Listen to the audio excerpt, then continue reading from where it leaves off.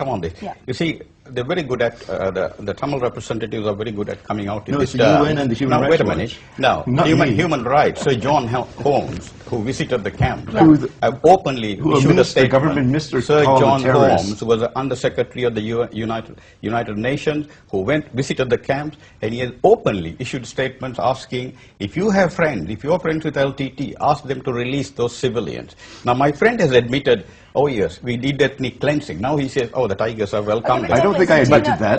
When did I admit that? Are you not saying that they were chased out of Jaffna? I don't know what happened to them. You don't know.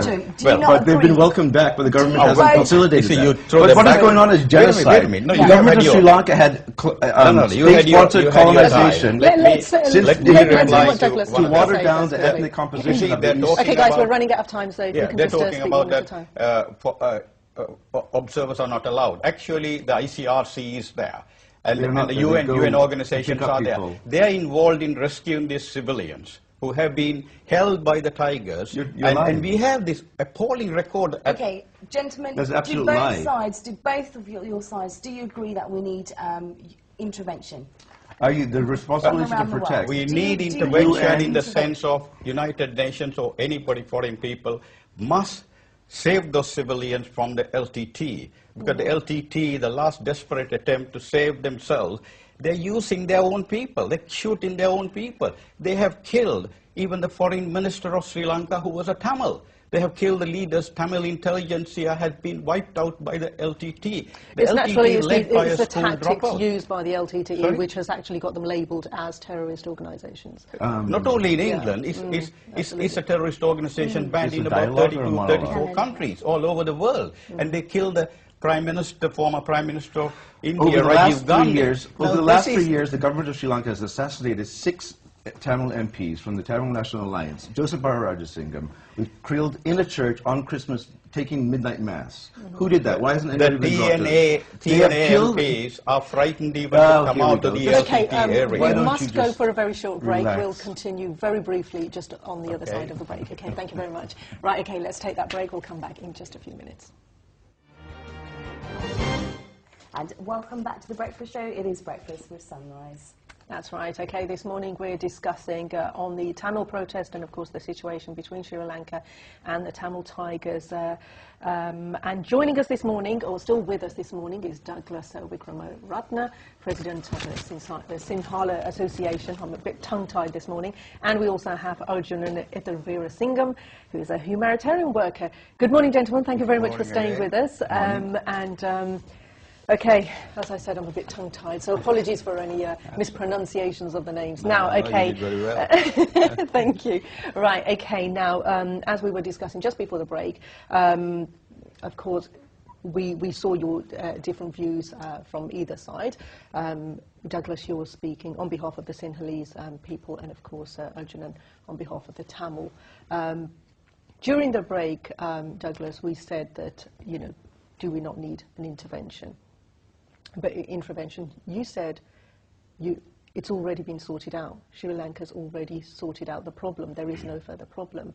How can you possibly say that when we, you know...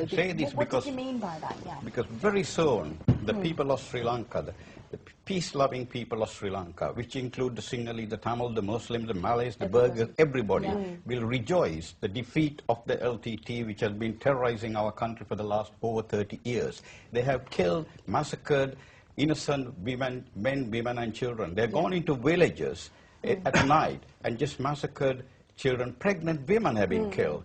And they have done this, and I mean, I not only speak for the Sinhalese, I speak for peace-loving Sri Lankans, because even in Colombo, my relations have been killed as well, because there are buses being blown up, trains being blown up, suicide bombers attacking and using children as suicide bombers. But if they've done it in the past, it's still going on, regardless of which way we're looking at it. It's still going on, isn't it? You see, so you're not allowing... The problem's not sorted yet, so we need some kind of... A democracy cannot allow terrorists to function like this. Can you imagine what happens here in England if a thing like this was happening on the streets of London? But today, you talked about the demonstration here. Do you know that it's an unauthorized demonstration? They're flouting the laws of the UK, of London. Do you think that this British government would have allowed if it is Al-Qaeda demonstration?